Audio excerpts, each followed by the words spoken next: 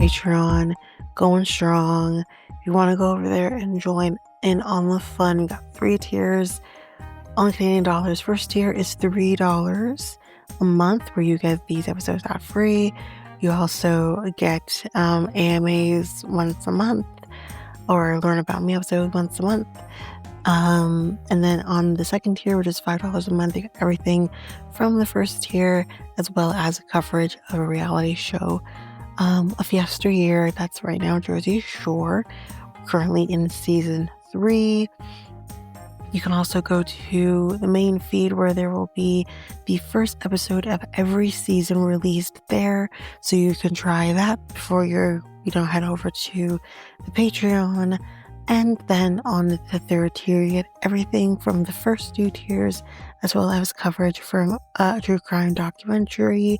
We got the backlog of Ashley Madison documentary, Man with 1,000 Kids, Into the Fire, Lacey Peterson, and again, all those episodes for the first episode of each is in the main feed, so you can try that before you head over. So if you are interested, you can head over to patreon.com/realityt times 2, and you can sign up for whichever tier you feel for. Again, you can try before you buy, which basically means you can try any tier for a week before committing to it. Even if you are on other tier, if you are on tier 1 or the first tier and you want to go over to the second tier, you could still try that second tier for a week before committing to the upgrade. So again, that is at patreon.com/realityt times 2. And of course, the link is in the show notes, website, social media accounts. It's all available there.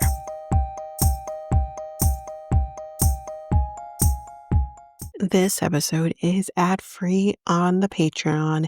So if you want to partake in that, you can head on over to patreon.com/realityt times 2.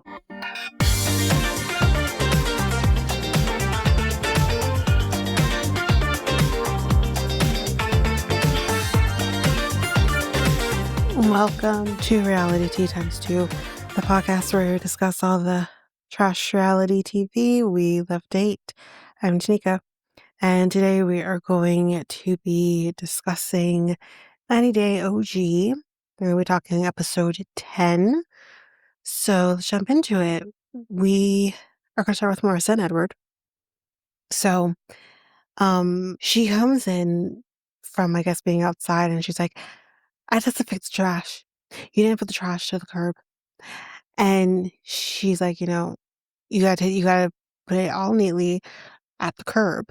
And he's like, I thought you said curve, like curva. She's like, no, curb. And she's like, I am not gonna come at you because you don't know a word, which is fair enough. But, she's like, you've got to listen. He just explained that he didn't understand you were saying curb versus curve. And she's like, I don't want to have to teach you everything. Ma'am, you have to teach him everything. He's not from this country. You literally have to teach him everything as if he is a newborn baby. This is what you've taken on. But anyways, in the next scene, she's meeting up with her mother, who I have to say, I didn't say this on the last time we saw her. She looks better than friggin' Marissa. Her plastic surgeon is, mwah, like, what is going on? Anyway, her mom says he doesn't know the customs and whatever else, right? Which is like, okay, yes, true. I'm with you. But then she says this, that can get old. That can get old. The man has only been here, what, a month and a half to 2 months? I think more like a month and a half. It can get old? Jesus. Like, this man cannot win. And she's like, I wrote, are we okay? But he needs to speak up for himself. She says, if you're being mean. So wait. Let me get this straight. She's berating him, but he should learn how to stand up for himself, even if you are being mean. Well, how about we just don't be mean.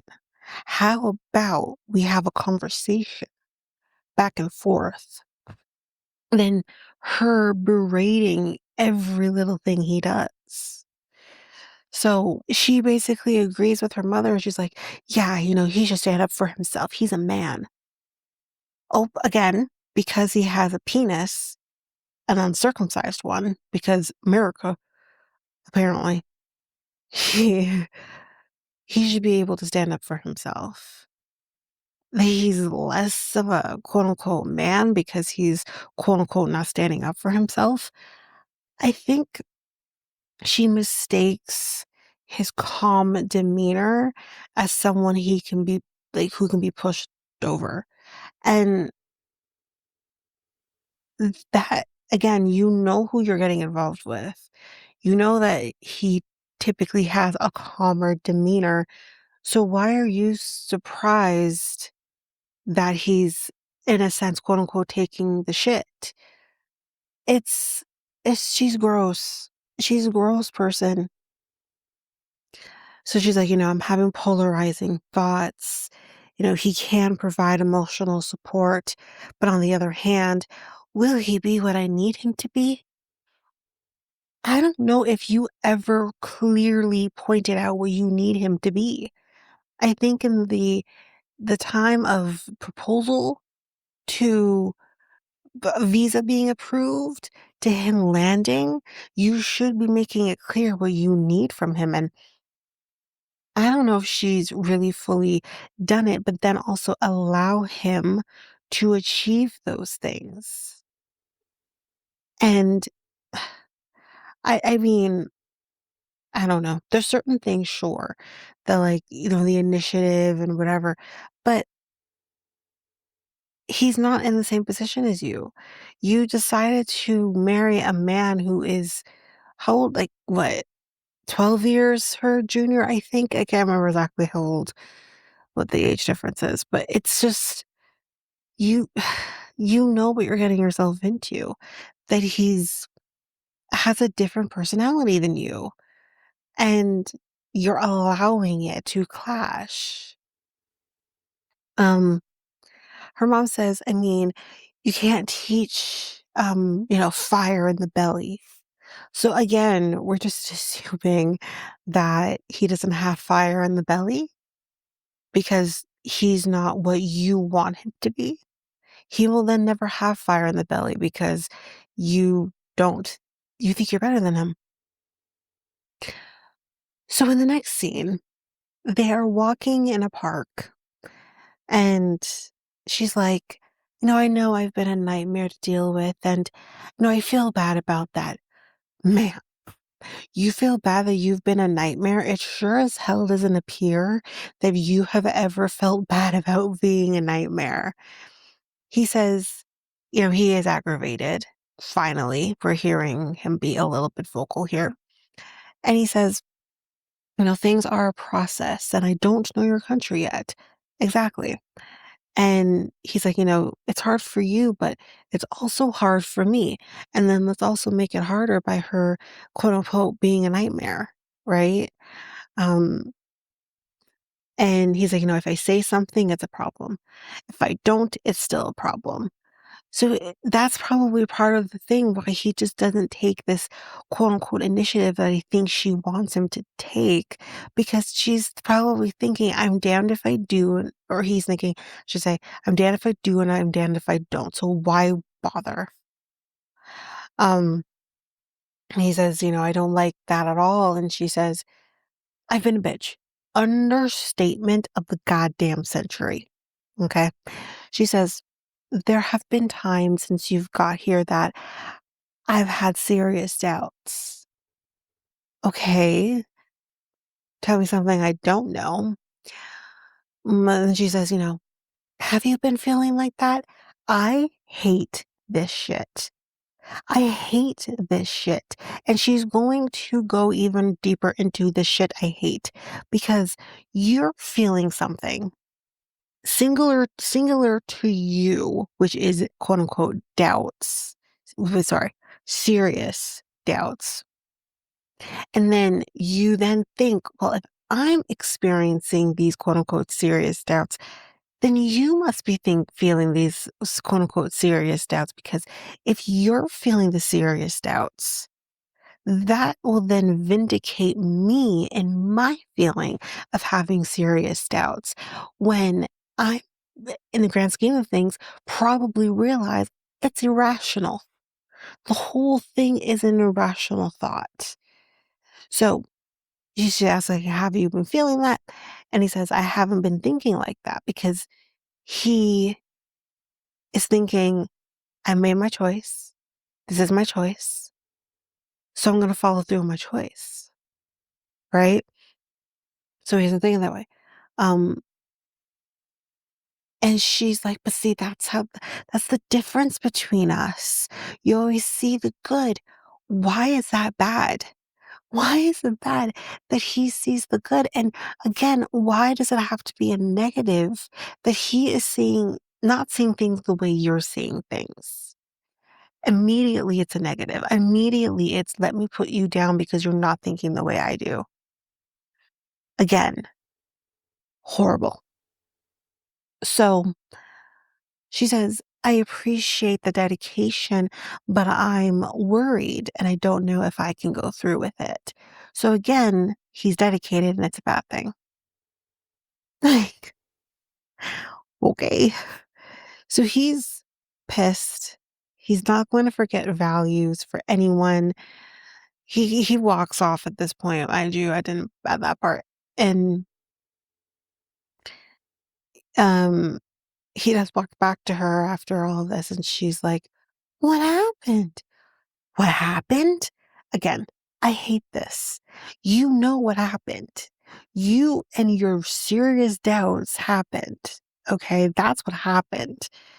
And she's like, are you okay? Again, ma'am, you know the answer. He's not okay.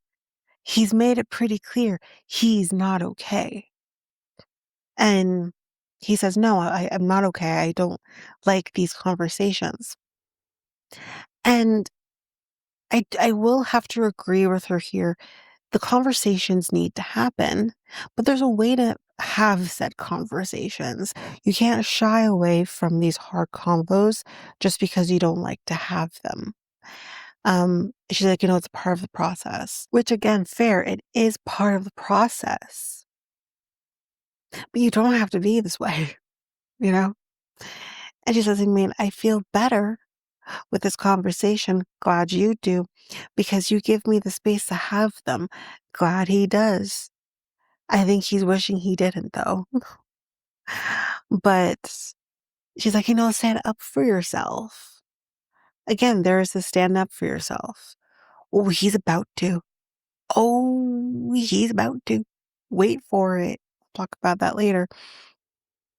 Um, so she's like, stand up for yourself, or are you, are we just putting up with it so that you can get your papers? Is what she's thinking. That now she's having the, it's just after a green card thought. Like, he's just not standing up for himself. It's the only reason he's not standing up for himself, because he wants his papers and then he'll leave me. That's like my biggest worry. Listen, I don't know if she's met a man named Louise who clearly was just trying to get his papers. Didn't go good for him. And he was a goddamn fucking nightmare the entire time.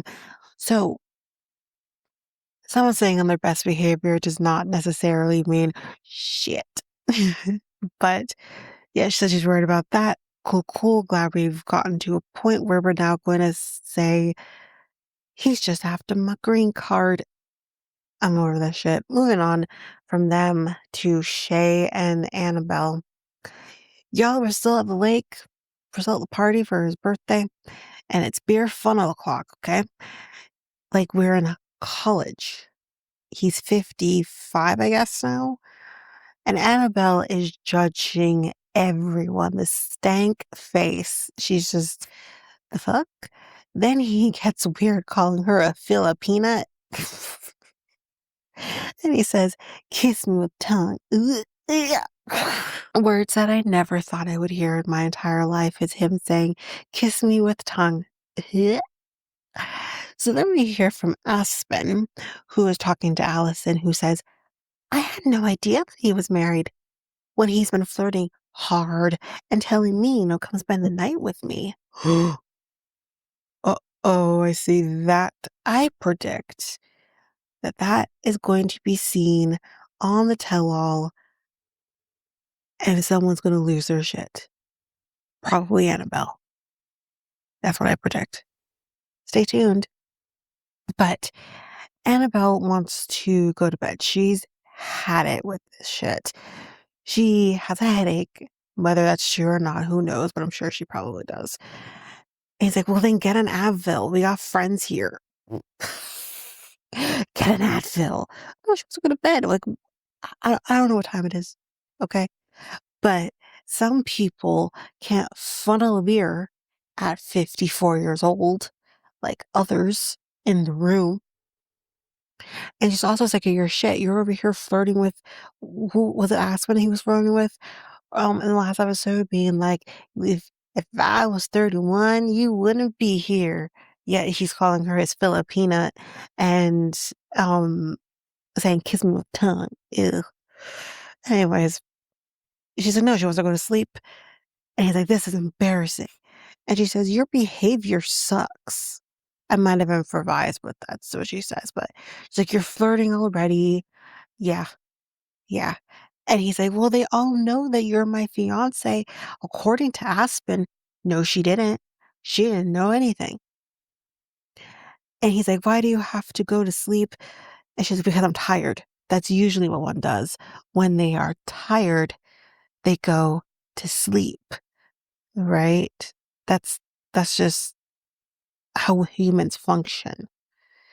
So he goes back in, and she says, or back out, I should say, and she stays inside. And Allison's like, I mean, if she can't hang, then maybe she should go home.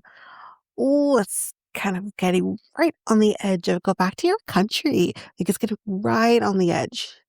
Anyways, that's Shea and Annabelle. Very quick. We move on to Rasit and Mallory. So we're heading to a baseball game, and he gets to throw the first pitch. So, it's 1, 2, right? Strike 1, 2, 3 strikes, you're out at the whole ball game. Anyway, and Brandy is actually going to be there, and of course, Brigitte is not happy about it. But the hope is that him and Brandy can squash the shit. Not yet. But it's time to not pitch, peach the ball. He's going to peach the ball 11 miles. So he's going to peach the ball really far. How fast it will get to 11 miles, we don't know. She says, this is far. That's actually not fast. No, yes, 11 okay. 11 miles per hour? Because that would be, but that would be fast. Not fast enough, but fast. Anyways, he's watched baseball in movies before. And I think it was Mac Kayla who's like, Moneyball? No, Twilight.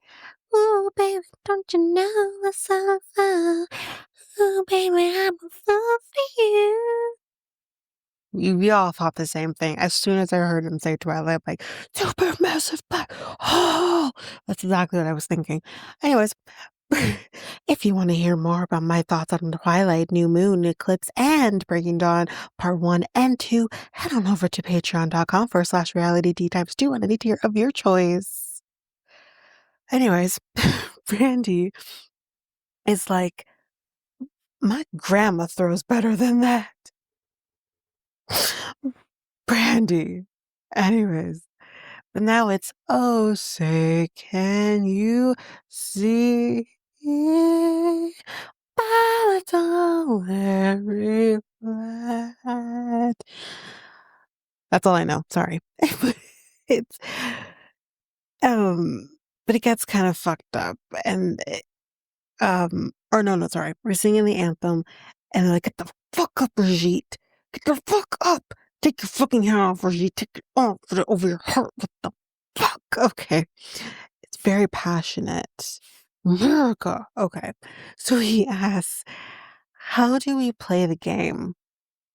And Brandy, just being a nice guy, trying to squash the shit, so I was telling him, how you play the game. And he's like, "No, no, I mean Rain," which I think is Ren or Ryan or what's his name? Anyways, and he's like, "Okay, well then I'll just go piss then. I'm a, I'm a empty the bladder." And Ren tells him, you know, "Brandy, he's a good man. Just let him show you that he's a good man." Borgie doesn't want to hear this shit. He's like, "I don't care. I don't want him to be friends with me and my wife." Okay.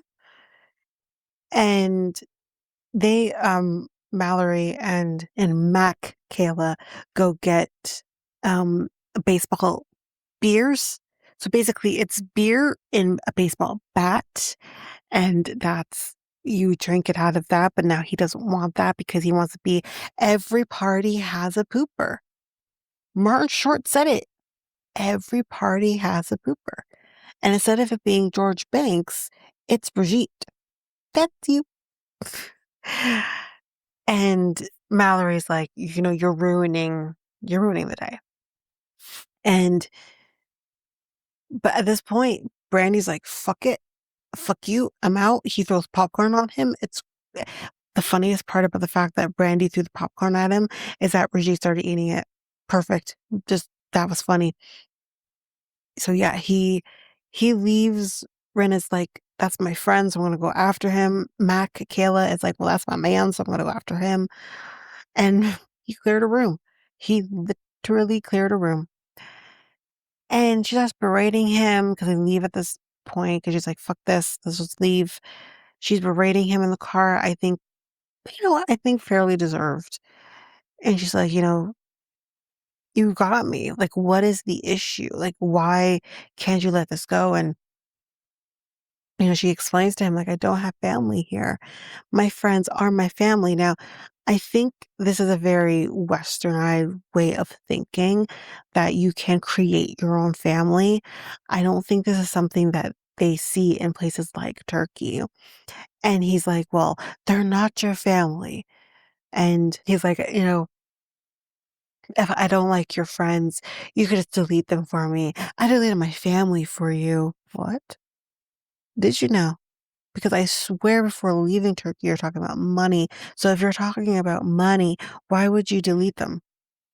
Or if you've deleted them, why are we talking about money? Just food for thought. But no, he did not delete his family. First of all, I don't think she would ever be able to live with that.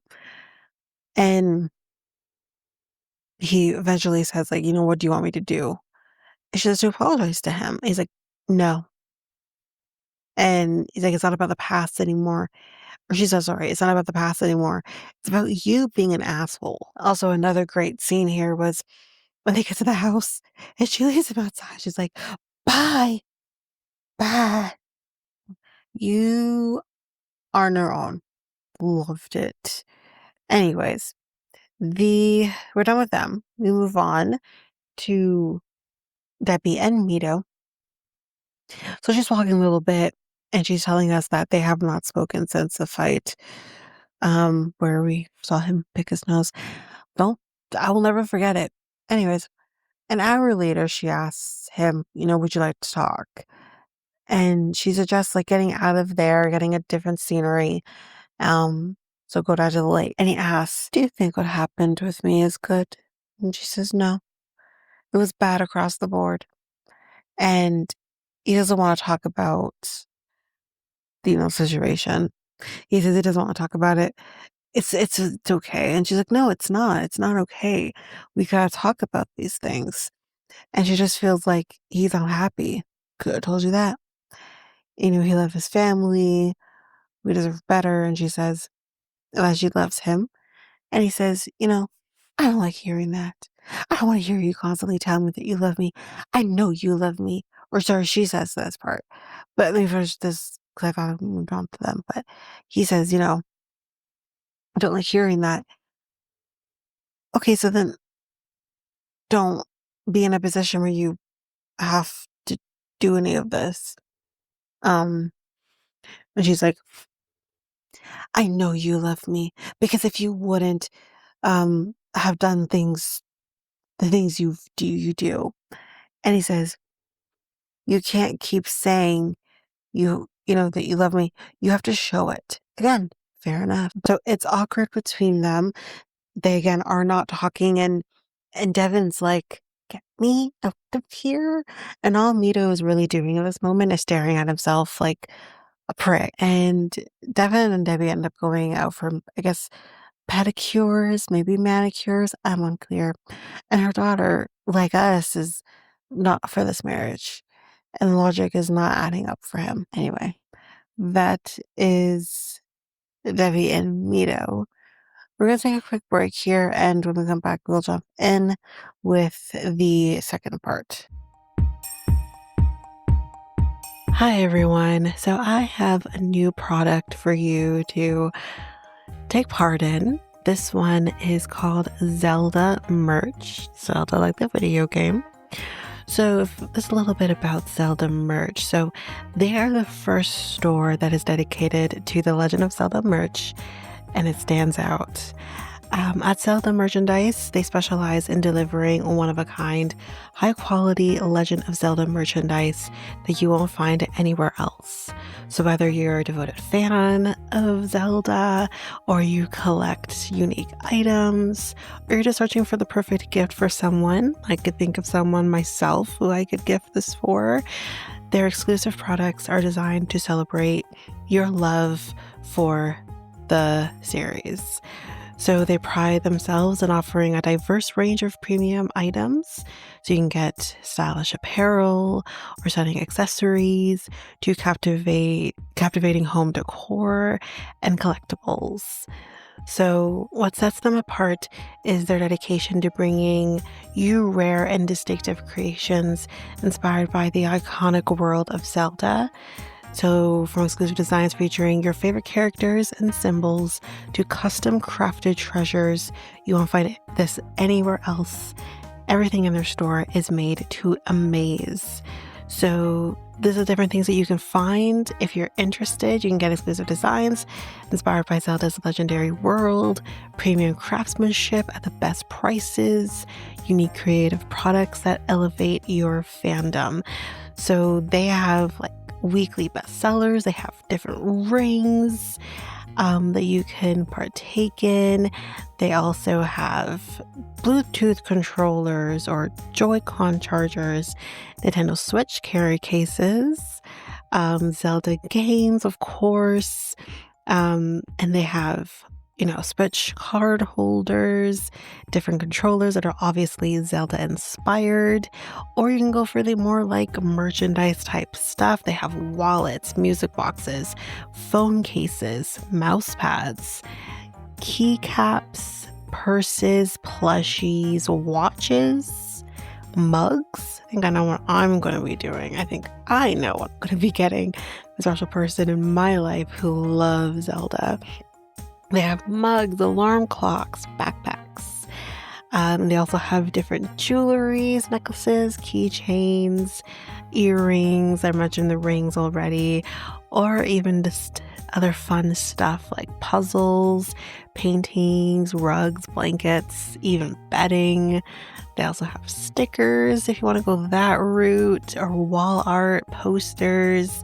You can also get things for someone's birthday, birthday themed Zelda, figures, lamps, Lego. I mean, the list just goes on and on. So if you want to partake in that as well as support the podcast, you can go to zelda-merchandise.com/reality2.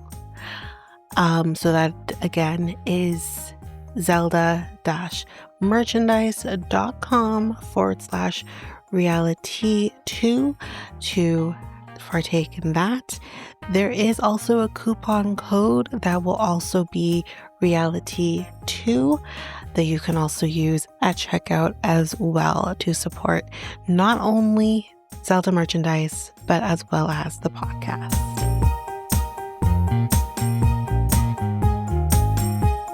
And I'm back. So let's jump in with Paula and Thomas. So she has a tiny suitcase that she's going to be giving his parents so that they can manifest getting to the wedding. I think she also engraved something in the suitcase. More on that exchange later. But they're nervous about this trip because his mom is going to be are nervous about like the wedding and everything because his mom, biological mom, is going to be at the wedding. But you got to put your shit aside. You know, when it comes to your child's wedding, I get it. I don't fully get it. We'll talk more about it in another episode, but I get that this woman was maybe not the best of mother when she should have been. Totally understand that. But when your child as an adult makes a conscious decision to have his mother in his life, this is no longer about you. He's allowed to do that. I'll talk a little bit more on my thoughts kind of when we get to I don't know if we're actually there yet in this episode. I feel like we are, but I can't remember. We'll talk about it more when we kind of get to um kind of a little bit more about that conversation because it will come up. Yeah, because they are there. They are there. So yeah. Um his stepmom also loves tiny things, so that's great. But he drops the bomb at this point that he did invite they're invited and that he invited his mother. His dad says, and this is kind of so it's actually in this episode. It's in this episode that um we get a little more background from his father's perspective. He says, I ended up with custody, full custody, which is something that's completely unheard of, right? It I mean, something has to happen for a court to award sole custody to the father. Something has to be going on. So he ended up getting full custody of the kids because she just wasn't around, which is, as I said, unusual. And he says, though he will try his best to come, he's going to try to here's the thing. I think dad's a little bit more reasonable than the stepmother, which I don't understand. Maybe it's me being cynical, but I don't fully understand why she's not less understanding than his father when his father's the one who went through that relationship, went through her walking out, went through the whole situation of having, getting custody of his kids.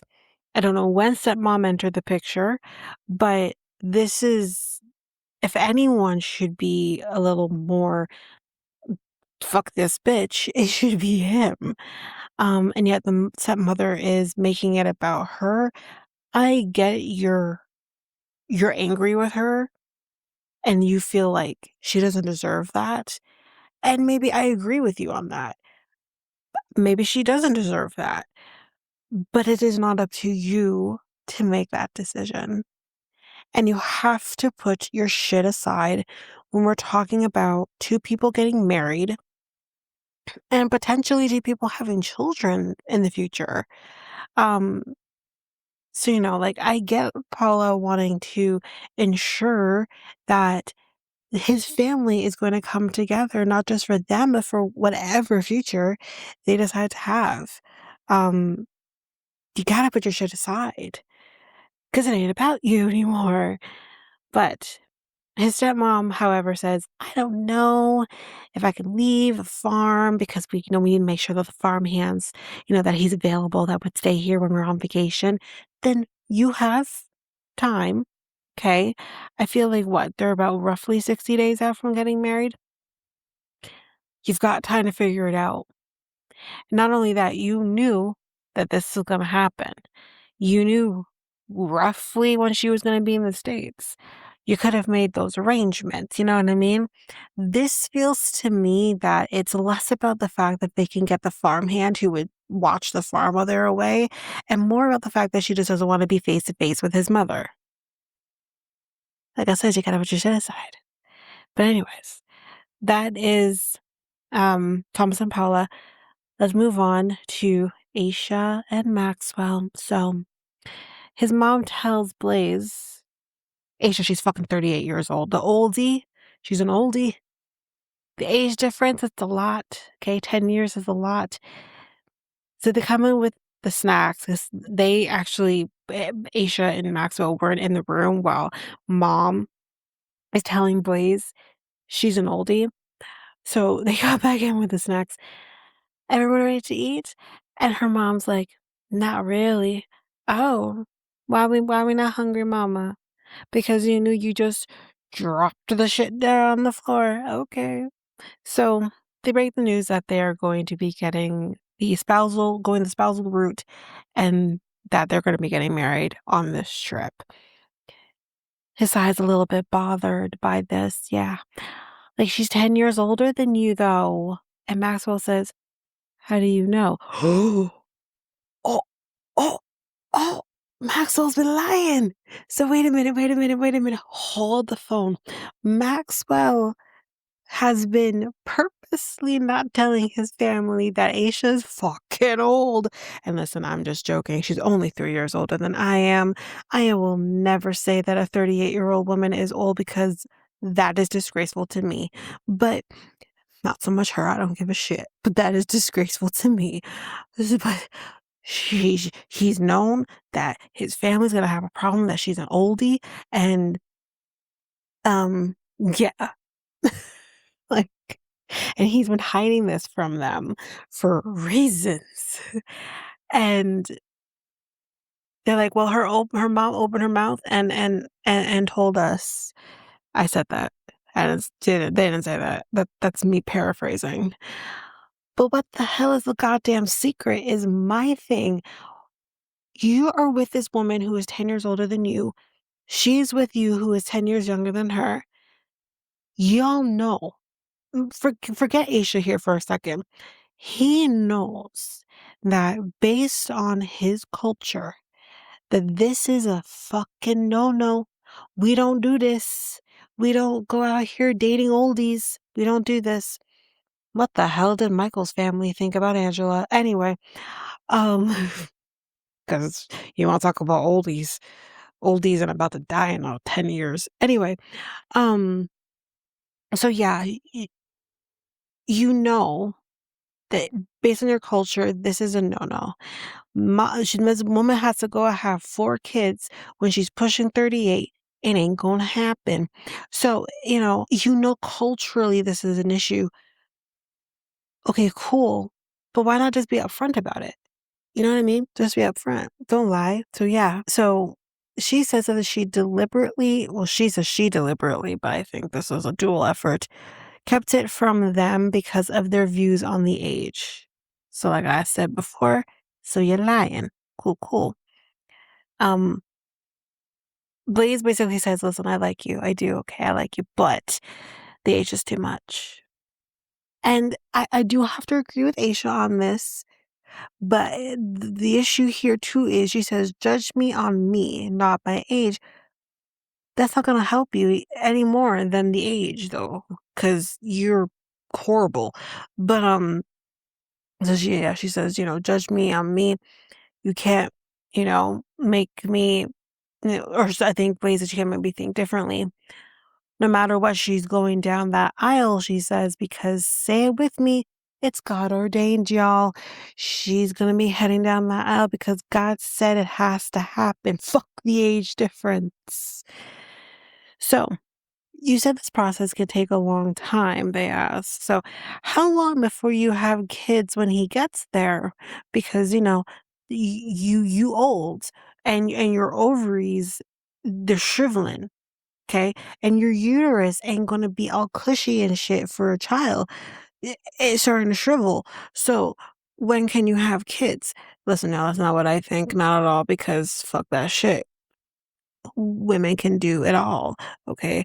I'm not pushing for kids out though when I am 38. I'm not pushing for kids out now when I'm 35. But anyway, she says, give us a year. He's going to need time to adjust, which I think is totally fair, but that's not going to work for them. Um, and the thing that she says here, which again, I have to agree with her on as a person who's also going through this journey, fertility is so personal. Something that you don't want to necessarily discuss with everybody.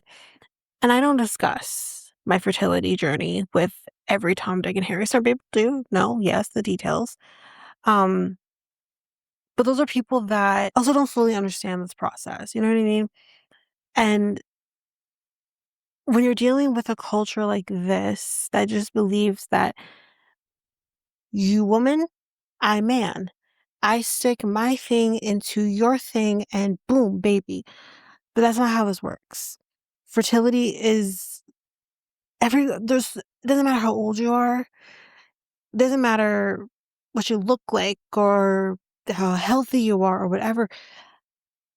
Getting pregnant is so difficult. And yeah, it is a very personal thing that you just don't want to discuss with everybody. And that's something that, she's struggling with, which I totally get it. And they said, but you know what? We're going to be okay with it. Do you want to know why? Because Sarah got pregnant at 90. So, the fuck, you can get pregnant. It's fine. The fuck? Okay. Okay.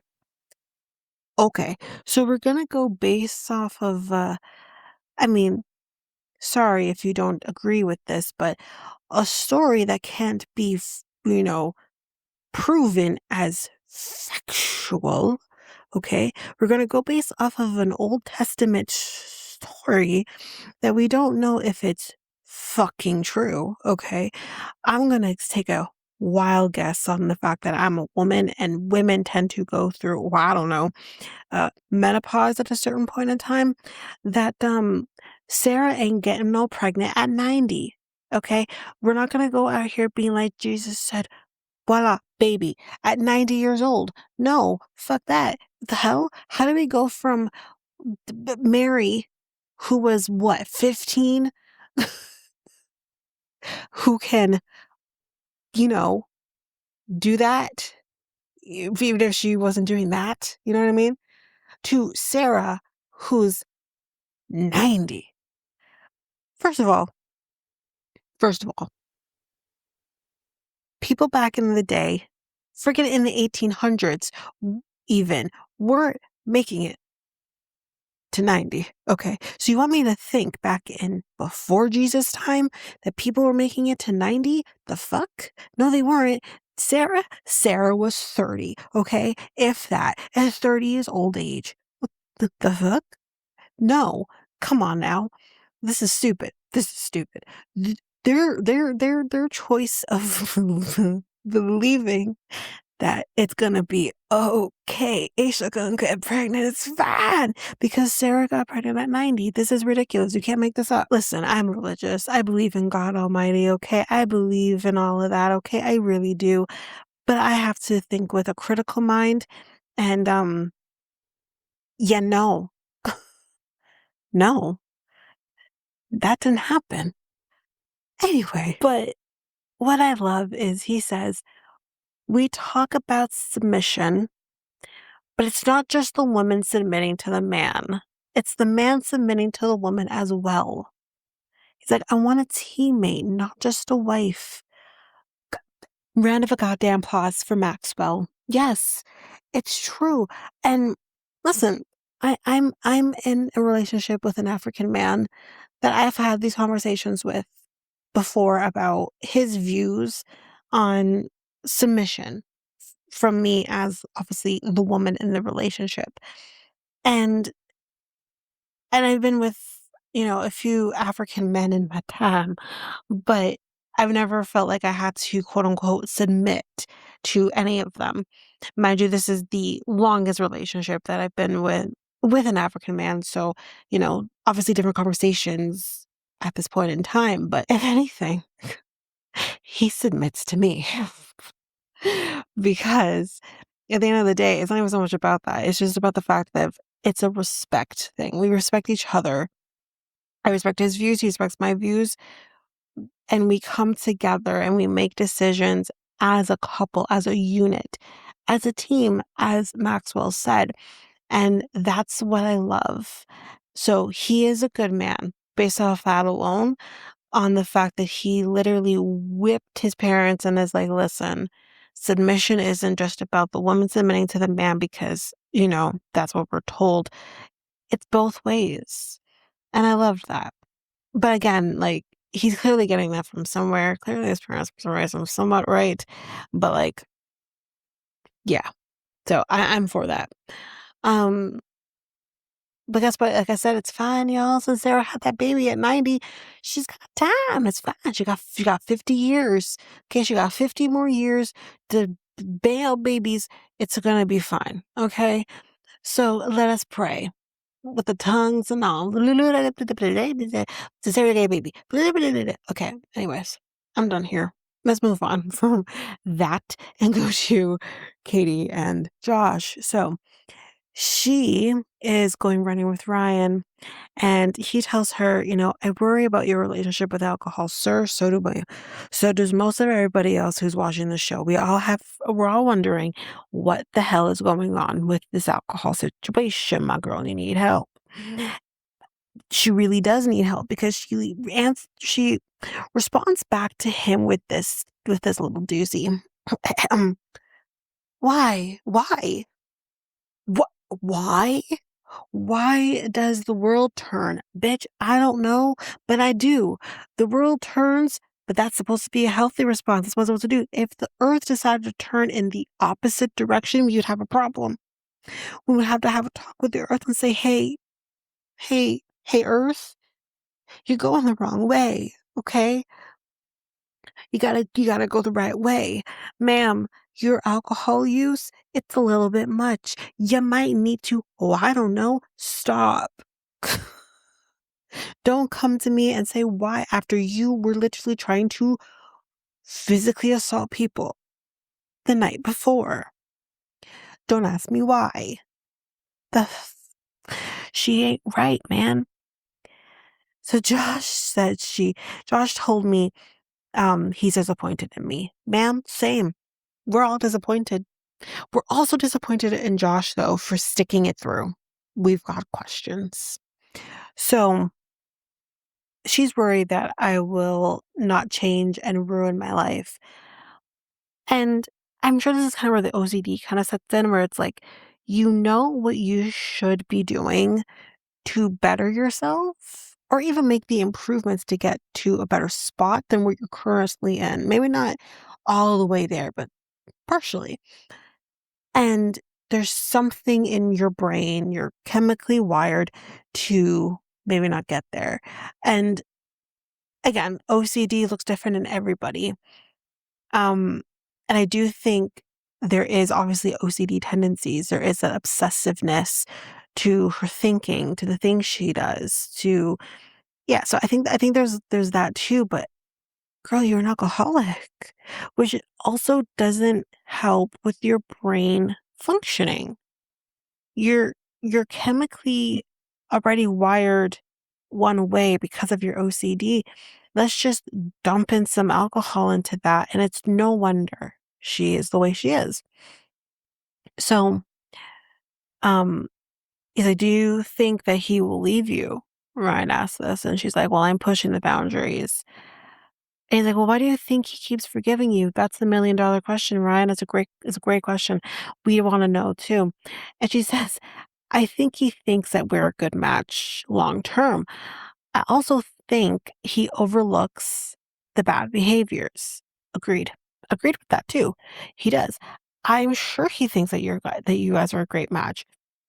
But if there's something in you, don't know what it is, but there's something in you where he's like, that's my wife.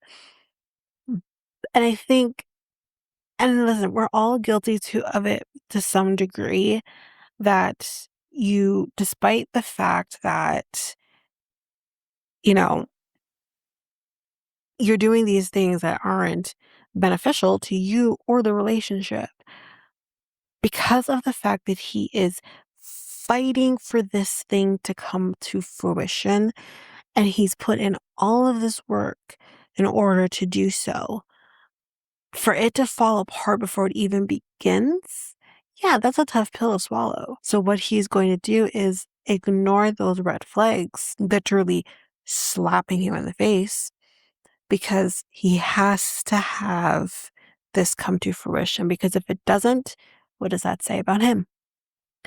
Um, but she does think they shouldn't be getting married, but she also says in order to start their lives, they have to get married.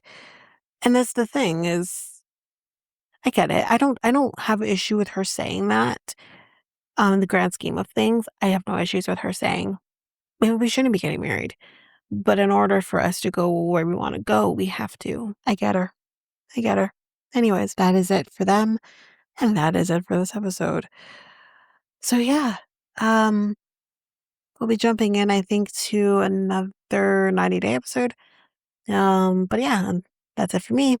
And that is it for this episode. If you liked what you heard, bear with me because I have not done an outro for the podcast in quite some time. So bear with me here. So if you liked what you heard, you can go to any of your favorite podcast apps. You can follow, make sure you don't miss a single episode. And you can also rate the podcast at either Apple Podcasts or Spotify. It'd be greatly appreciated.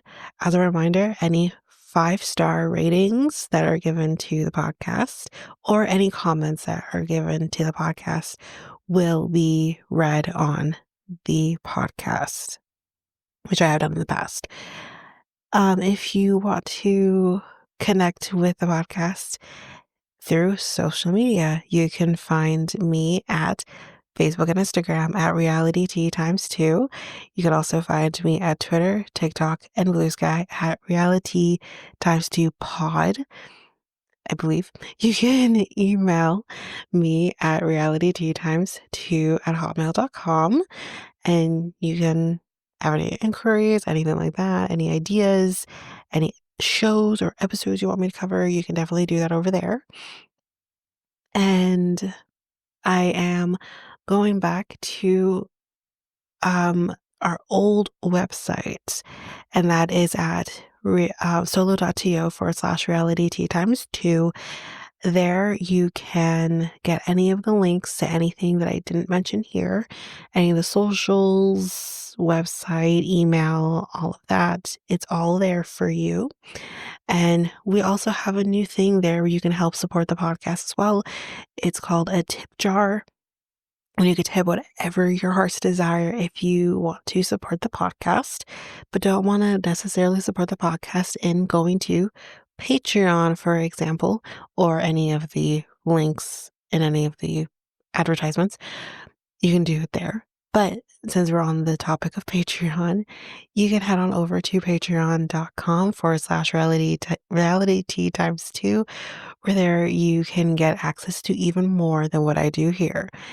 There are 3 different tiers where you can get these shows ad free, as well as our next tier up where you would get another reality show that's being covered.